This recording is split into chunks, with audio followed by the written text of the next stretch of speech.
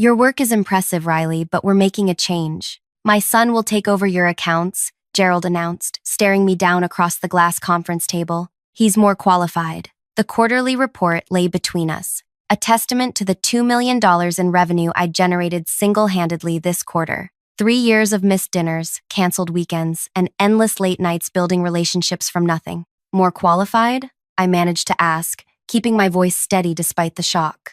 Gerald waved his hand dismissively, gold cufflinks catching the light. Preston has the right background. The clients will respond better to him. What he meant was clear. Clients would prefer a man. I swallowed hard, feeling the weight of 30 pairs of eyes from around the table. My colleagues' faces showed a mix of shock, pity, and, from a few, poorly disguised satisfaction. 3 years of outperforming everyone in the room, and this was my reward. Of course, I said with a smile that required every ounce of my self-control. I understand. The words tasted bitter. I'd just closed the Anderson deal, the largest in company history. I'd flown to 12 cities in 14 days to make it happen. Meanwhile, Preston had been with the company all of 6 months, hired directly as a senior manager despite having zero industry experience. Excellent, Gerald said, turning to address the room. Preston will assume control of all Riley's accounts effective next Monday. Riley will assist with the transition for 2 weeks, then move to support our smaller regional clients. Regional clients. A demotion so severe it might as well come with a cardboard box for my belongings. As the meeting concluded, I felt my phone vibrate. A text from Danny in accounting. Meet me in the parking garage. Level 3. 20 minutes later, I sat in Danny's car, finally letting the tears flow. He can't do this, Danny insisted, passing me tissues. The Anderson deal alone should have earned you a promotion, not this. I wiped my eyes. Apparently, being the daughter of working-class parents instead of a legacy graduate makes me less qualified. Danny hesitated. There's something you should know about Preston. That's when she showed me the expense reports. Client dinners where alcohol costs exceeded food by thousands. Hotel charges in cities where we had no clients. And something more disturbing, receipts doctored, numbers changed. Signatures that didn't match. I flagged these 3 times, Danny whispered. Gerald overrode my concerns each time. I stared at the screen, a plan slowly forming in my mind. Can you send me copies of these? Danny looked nervous. That would violate company policy. So does nepotism, I replied quietly. If you're invested in seeing how Riley handles this unfair situation, please hit like and subscribe to catch the full story. Your comments mean everything. Let me know if you've ever faced workplace injustice like this. I'm Riley Marsh, 32, the daughter of a nurse and a factory worker who taught me that nothing worth having comes without effort. I put myself through college with 3 part-time jobs and graduated top of my class, only to be told repeatedly that I lacked experience. When I finally landed my position at Viewpoint Enterprises, I worked twice as hard as everyone else just to be considered half as good. My apartment is a minimalist dream. Not by choice, but because I'm rarely home to enjoy it. My social life consists of client meetings and the occasional drink with Danny, my only true ally at work. My last relationship ended when my boyfriend gave me an ultimatum, him or the job. I chose the career that I'd sacrificed everything to build. The next morning, I arrived at work an hour early, as usual. The office was quiet, except for the hum of the cleaning crew's vacuums. I brewed coffee in the break room, mentally preparing for my first encounter with Preston since yesterday's announcement. He strolled in at 9:45, coffee cup from the expensive place down the street in hand, designer briefcase swinging carelessly at his side. His eyes found me across the open office. Riley, just the person I wanted to see, he called out, loud enough for everyone to hear. Let's have a quick chat about my accounts. My accounts. Already. I followed him to what would soon be his office, the corner space I'd been promised after the Anderson deal. So, Preston began, dropping into the chair and propping his feet on the desk. Dad says you'll be bringing me up to speed on everything. I need all client contacts, meeting notes, and strategies by end of day. I nodded, keeping my expression neutral. I can prepare those files. Great. Also, I'm thinking of taking Anderson to dinner next week to solidify the relationship. What's his wife's name again? Is she hot? I froze. Excuse me? Preston laughed. Relax. Just guy talk. But seriously, what's she like? Mrs. Anderson is the CFO of their company, I said carefully. She handled most of the negotiations for their deal. Preston's smile faltered. Oh, Well, that explains why it took so long to close. I bit my tongue so hard I tasted blood. Anyway, he continued, I'm thinking of restructuring the approach with them. Less hand-holding, more aggressive growth strategies. They specifically chose us because we don't use aggressive tactics, I said. They had bad experiences with their previous provider. Preston waved his hand dismissively, exactly like his father. Trust me, I know how to handle these people. These people, the phrase echoed in my head as I left his office. These people who represented $2 million in business. These people who had trusted me with their accounts after years of building relationships. That night, I couldn't sleep. I paced my apartment, replaying the events of the past 2 days. Around 2 a.m., I opened my laptop and began typing. Not a resignation letter, something else entirely. The next morning, I called Liz Anderson. Riley, how are you? Walter and I were just talking about the fantastic job you did on our rollout. I took a deep breath. Liz, I need to tell you something. The company is making some changes to account management. Changes? What kind of changes? Starting next week, Preston Wilson will be handling your account. Silence. Then, Preston Wilson, Gerald's son, the one who cornered me at the industry mixer? My heart skipped. You remember him? Remember him? Riley. The man asked if my husband lets me make financial decisions while staring at my chest. It took every ounce of professionalism I have not to make a scene.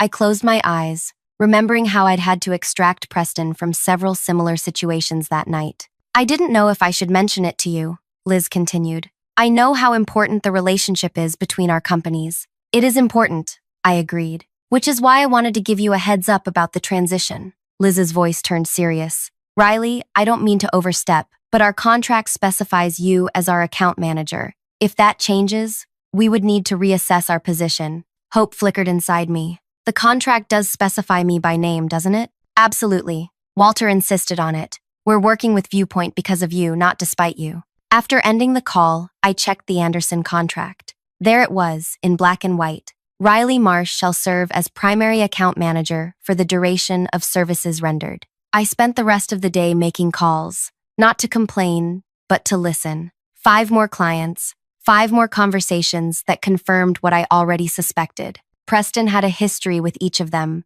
missed deadlines, inappropriate comments, inflated promises. For the next week, I played along. I prepared transition documents, sat through meetings where Preston interrupted me constantly with, what Riley is trying to say is, while clients exchanged uncomfortable glances, I smiled and nodded and counted the hours. Then came the board meeting, the quarterly review, where Gerald planned to officially announce the transition to all senior leadership and board members. I arrived early, set up my laptop, and waited. Gerald entered with Preston at his side, both in matching navy suits. The board members filtered in, followed by the executive team. 16 people who would decide my fate without knowing the full story. Before we begin, Gerald announced once everyone was seated. I'd like to formally introduce my son Preston, who will be taking over management of our premier accounts, including the Anderson portfolio that has been so successful this quarter. Several heads nodded. A few murmurs of congratulations.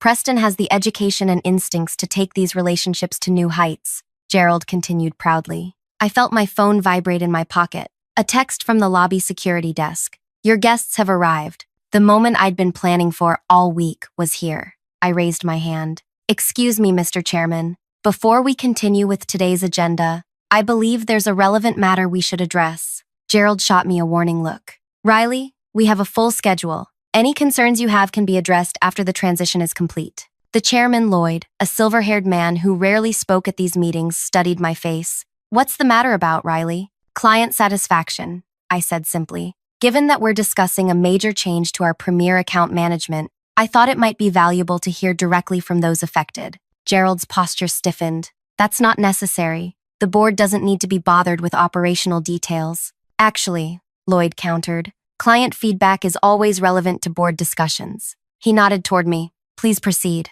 I stood. With your permission, I've invited representatives from several of our key accounts to share their perspectives on this transition. Gerald's face reddened. This is highly irregular and unprofessional. You had no authority to. The boardroom door opened, and Marcy, the receptionist, appeared. Excuse me, there are several clients here who say they were invited to speak with the board. Lloyd looked surprised but intrigued. Send them in. What happened next would forever be seared into my memory. Liz Anderson walked in first, followed by representatives from 5 other major clients, together accounting for over 70% of our company's revenue. The room fell silent as they filed in and stood along the wall. Preston's confident smirk faltered. Gerald looked like he might explode. "What is the meaning of this?" he demanded, standing so quickly his chair rolled backward. Lloyd held up his hand. "I'd like to hear what our clients have to say." Liz stepped forward, commanding the room in her tailored suit. "When Riley called to inform me about the management change, I felt it was important to speak directly with leadership. Our company signed with Viewpoint specifically because of Riley's approach and expertise." Tony from Beacon Technologies nodded. "Same here. Riley built our integration from the ground up. She knows our systems, our team, our goals, and our contract," added Liz, explicitly names Riley as our account manager. Several board members exchanged glances. Gerald attempted to regain control. "I appreciate your loyalty to Riley, but I assure you Preston is exceptionally qualified. He has an MBA from—" "I've met Preston," Liz interrupted, her voice cool but firm. "At the Wilson Industry Mixer last month." Preston shifted uncomfortably. "He approached me at the bar," Liz continued, "already intoxicated, and asked if my husband lets me make financial decisions while staring at my chest. When I informed him I was the CFO, he laughed and said I didn't look like a numbers person." The temperature in the room seemed to drop 10 degrees. Every eye turned to Preston, who had gone pale. "That's not. I was just making conversation," he stammered. Tony stepped forward. During his summer training period, Preston was assigned to our account briefly. He missed 2 critical deadlines and blamed Riley's team. We later discovered he never filed the paperwork. One by one, each client shared similar experiences: missed meetings, inappropriate comments, promises made without consultation, blame shifted, always with Riley left to repair the damage afterward. I hadn't coached them. I hadn't needed to. I'd simply asked if they would share their honest experiences with the board regarding the proposed transition. Gerald's complexion had moved from red to almost purple. "This is a setup. Riley obviously manipulated these statements to undermine my son." Liz raised an eyebrow. "Mr. Wilson, I run a $500 million company. Nobody manipulates me." The chairman looked troubled. "Gerald, these are serious concerns from our most valuable clients. We've drafted a joint statement," Tony said, placing a document on the table. "If leadership changes as proposed, we'll need to reevaluate our relationships with Viewpoint. In other words, we'll take our business elsewhere." Preston stood abruptly. "This is ridiculous. Dad, are you going to let them talk about me this way?" His outburst hung in the air like a confession. Lloyd picked up the document, scanned it, then passed it around the table. "I think we need to reconsider this transition plan immediately." Gerald sputtered. "This is my department. I make personnel decisions based on qualifications and merit." "Merit?" I couldn't stop myself. "I've generated $2 million this quarter alone. I've never missed a deadline. I've grown every account assigned to me.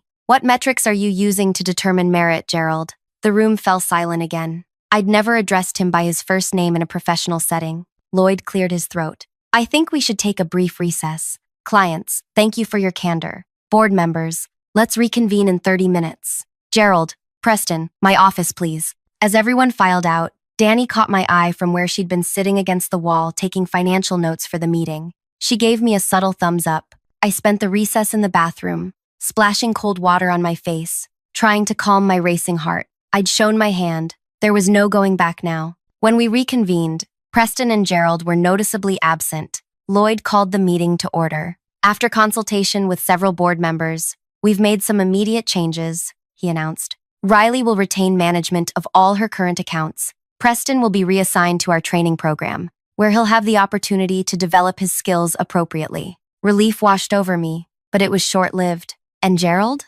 someone asked. "Gerald has agreed to take a 2-week leave while we review certain concerns that have come to light." My stomach tightened. This wasn't over. After the meeting, Lloyd asked me to stay behind. "That was quite a display," he said once we were alone. "I apologize for the disruption," I said carefully, "but I couldn't stand by while years of client relationships were jeopardized." Lloyd studied me. "No apology needed. What you did took courage. But Gerald has many friends on the board and in the industry. He won't take this lightly." "I understand. Do you? Because what happens next could define your career." I met his gaze steadily. "With all due respect, sir, What happened today already defined my career. I chose my clients over office politics. A small smile crossed his face. Indeed you did. He paused. There's something else you should know. The board has been concerned about some financial irregularities. Nothing concrete, just patterns that don't quite add up.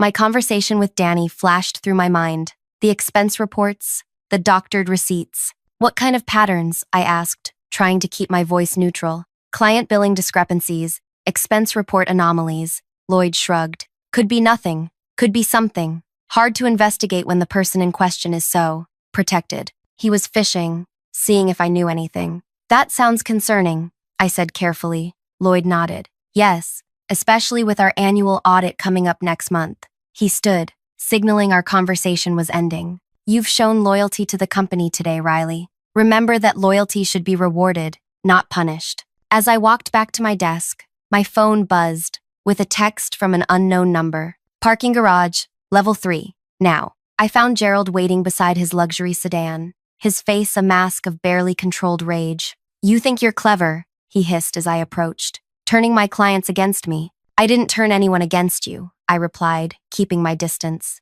They formed their own opinions based on their experiences. This isn't over, he warned. You have no idea who you're dealing with. I built this company from nothing, and I built those client relationships from nothing, I countered, while you were taking 3-hour lunches and planning Preston's career path. His eyes narrowed. You're fired. You don't have that authority right now, I reminded him. The board placed you on leave. Temporary setback, he snarled. When I return, you'll be the first to go, and I'll make sure you never work in this industry again. I should have been terrified. Gerald Wilson had connections everywhere, but something had shifted inside me. I was done being afraid. Why do you hate me so much? I asked quietly. Is it because I'm good at my job, or because I'm not a man? I don't hate you, he scoffed. I just know your type. Clawed your way up from nothing, chip on your shoulder, thinking you deserve special treatment. Special treatment? I just wanted fair treatment. Gerald stepped closer. Listen carefully.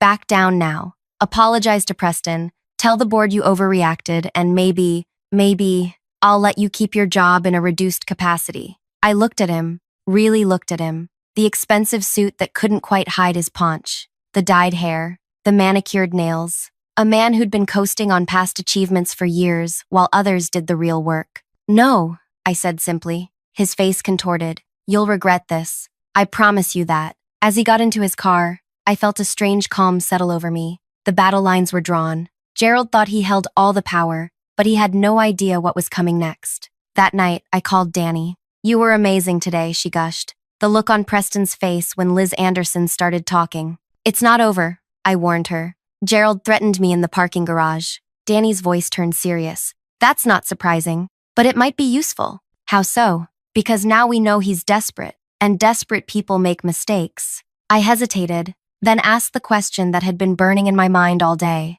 Those expense reports you showed me? How bad is it? Really? There was a long pause before Danny answered. Riley, what I'm about to tell you could get us both fired. Maybe worse. It's not just altered receipts, Danny said, her voice barely above a whisper. I've found a pattern going back 3 years. Client invoices inflated above contracted rates with the difference diverted elsewhere. Company resources used for personal ventures. Travel expenses for trips that never happened. My mind raced. How much are we talking about? At least $800,000 that I can trace. Possibly more. The number struck me like a physical weight. Have you told anyone? I tried. Twice. The first time, I was told I misunderstood the accounting procedures. The second time, I was removed from those accounts and given a verbal warning about overstepping. I paced my apartment, thoughts whirling. Gerald has to know the annual audit is coming up.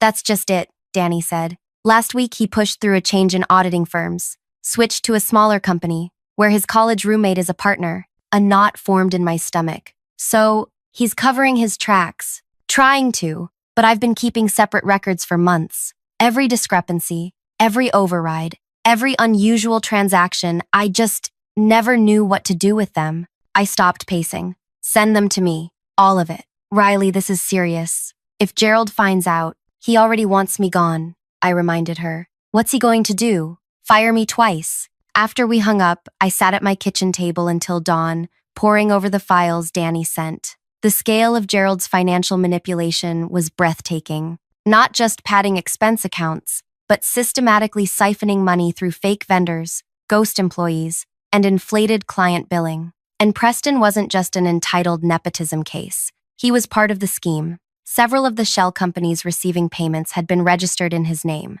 the most recent one just 3 months ago. By morning, I had a plan, a dangerous one. The next 2 weeks passed in tense anticipation. I performed my duties perfectly, rebuilding trust with clients who'd been rattled by the attempted transition. I attended every meeting, filed every report on time, and kept my head down. On the surface, everything was back to normal, but beneath, currents were moving. I met with Lloyd twice more, each time sharing another piece of what Danny had discovered, careful to protect her as the source. The board quietly expanded the scope of the upcoming audit. Whispers spread through the company about Gerald's absence. Then came the email everyone had been dreading. Gerald Wilson would return to his duties the following Monday. That Sunday night, I received a text from a colleague. "Gee, cleared out your office today. All your stuff is in boxes at reception." So that's how it would be. No pretense, no process, just immediate retaliation. Monday morning, I arrived to find my keycard deactivated. Security called upstairs, and minutes later, Gerald himself appeared in the lobby. "I'm afraid there's been a restructuring," he announced loudly enough for everyone to hear. "Your position has been eliminated." I nodded calmly. "I understand. I'd like to collect my personal items." "Already packed for your convenience," he said with a thin smile. "Marcy will bring them down." Several employees watched the exchange, looking uncomfortable but saying nothing. "Also," Gerald added, "I'll need your laptop. Company property." This was the moment I'd anticipated. The laptop contained everything: client files, communications, my work for the past 3 years. "Of course," I said, handing it over without hesitation. "Though I should mention that all my current client work has been backed up to the secure server, as per company policy." Something flickered across Gerald's face. Doubt, perhaps. He hadn't expected me to surrender so easily. "Security will escort you out,"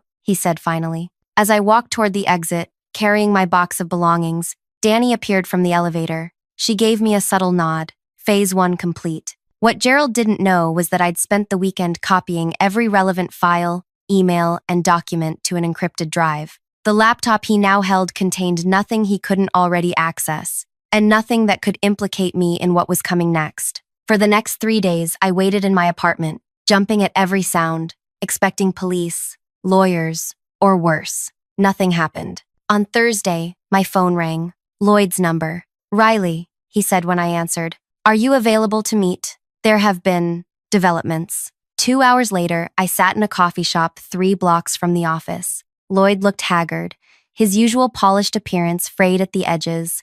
"Gerald has accused you of corporate espionage," he said without preamble. "Claims you stole proprietary information and client lists before your departure." I had prepared for this. That would be difficult since he confiscated my laptop, which contained all my work files. "He says you made copies." I backed up current client work to the secure server as required by company policy. I repeated my earlier statement. "Is that what he means?" Lloyd sighed. "He's pushing for legal action. Has the board split on the issue?" "And the audit?" I asked carefully. "Postponed." Gerald convinced enough members that changing auditors mid-investigation would be disruptive. Just as I'd feared, Gerald was reasserting control, eliminating threats, shoring up his defenses. "I see," I said, trying to hide my disappointment. Lloyd leaned forward. "But there's something else." The SEC received an anonymous tip about financial irregularities at Viewpoint. "They've opened a preliminary investigation." My pulse quickened. I hadn't done that.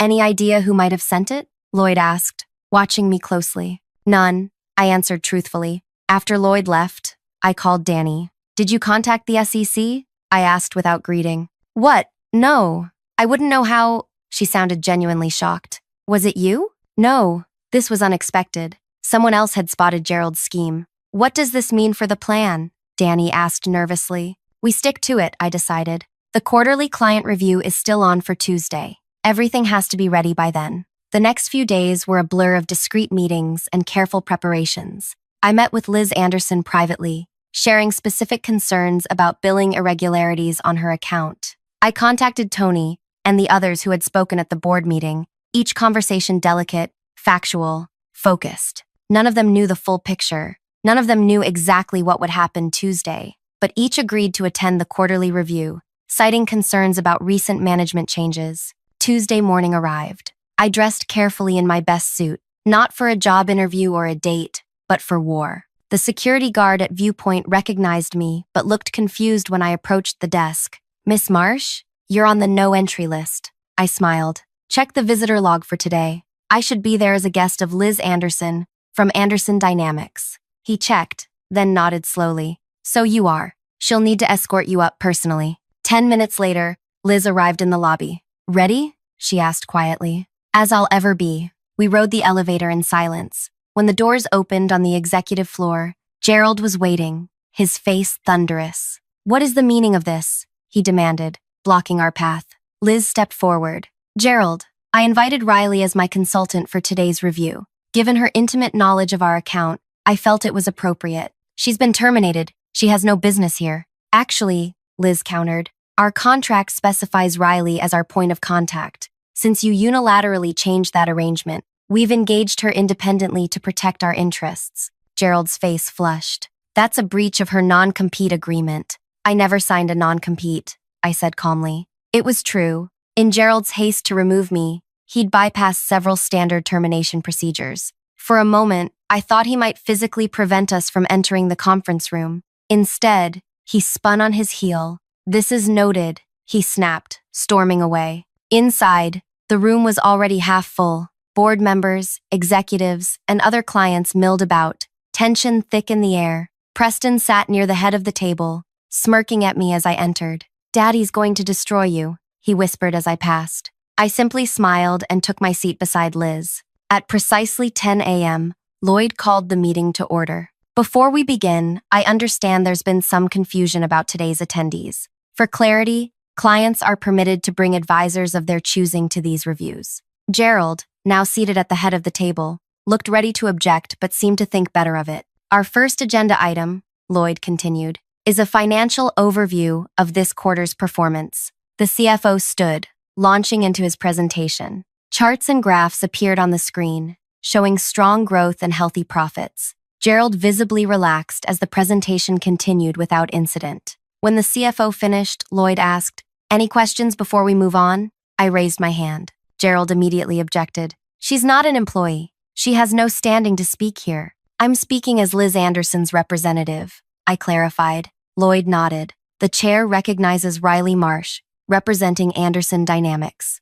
I stood, heart pounding. "Thank you. I have a question about the financial overview we just saw. Specifically, about client billing practices." The CFO looked confused. "What aspect of billing concerns you?" "The discrepancy between contracted rates and actual charges," I said clearly. "For example, Anderson Dynamics Master Service Agreement specifies a rate of $225 per hour for senior consultant work, but they've been billed at $275 consistently for the past year." The room went silent. The CFO hesitated. "There must be some misunderstanding. Perhaps a rate increase that wasn't properly documented." "It's not just Anderson," I continued. "Beacon Technologies, Meridian Solutions, Walker Industries, all show similar discrepancies." Gerald stood abruptly. "This is ridiculous. Former employees with grudges aren't qualified to analyze our billing practices." "Actually," Tony spoke up, "we've had our finance team review all invoices from the past 18 months. The discrepancies Miss Marsh mentions total over $130,000 for Beacon alone." One by one, other clients nodded, confirming they'd found similar issues. The CFO looked stricken. I'll need to review these claims immediately." "While you're reviewing," I said, "you might also want to look into these." I placed a folder on the table. "Expense reports showing charges to client accounts for services never rendered." Gerald slammed his hand on the table. "This meeting is over. Security will escort Miss Marsh from the building immediately." "Gerald," Lloyd warned, "sit down. She was terminated for cause. She's violating company policy by being here." Actually, a new voice spoke from the doorway. "Miss Marsh is here at our invitation as well." Everyone turned to see two men in suits enter the room. "Jason Mitchell, Securities and Exchange Commission," the first man announced. "This is my colleague, Agent Thomas from the FBI's Financial Crimes Division." The blood drained from Gerald's face. We're here as observers today, Agent Thomas added, based on information received regarding potential financial improprieties. Preston stood, edging toward the door. I just remembered an important call. Please remain seated, Mr. Wilson, Agent Thomas said firmly. Everyone stay where you are. What happened next unfolded like a perfectly choreographed dance. The agents explained they had been investigating Viewpoint for months, prompted by irregular financial patterns flagged by banking algorithms. My anonymous tip hadn't started their investigation. It had merely accelerated an existing one. The folder I'd provided contained only the surface of what they'd already uncovered. Shell companies, falsified expenses, client overbilling, tax evasion schemes. Gerald and Preston were escorted from the building by 2 p.m. By 5 p.m., the board had named Lloyd interim CEO. By the end of the week, criminal charges were filed against both Wilsons. 3 weeks later, I received a call from Lloyd. The board would like to meet with you, he said, to discuss your future with the company. My future? I asked, surprised. I was fired, remember? About that, Lloyd replied. It seems your termination wasn't properly authorized or documented. As far as we're concerned, you've been on paid leave. I smiled to myself. What position did the board have in mind? Senior Vice President of Client Relations, with a seat on the executive committee. The position Gerald had held. The ultimate revenge wasn't just seeing him fall. It was taking his place, earning it through honest work and integrity, rather than manipulation and deceit. I'll consider it, I said. When I hung up, I looked around my apartment, the place I'd paced for countless nights, planning my response to an injustice that had threatened everything I'd built. The battle was over. Not because I'd planned some elaborate scheme, but because I'd simply brought the truth to light. Sometimes, the most powerful revenge isn't what you orchestrate yourself. It's allowing people's own actions to reveal who they truly are. If this story resonated with you, please hit like and subscribe for more stories of justice and resilience. Have you ever witnessed workplace injustice or stood up against it? Share your experiences in the comments below. Your story might inspire someone else fighting their own battle today.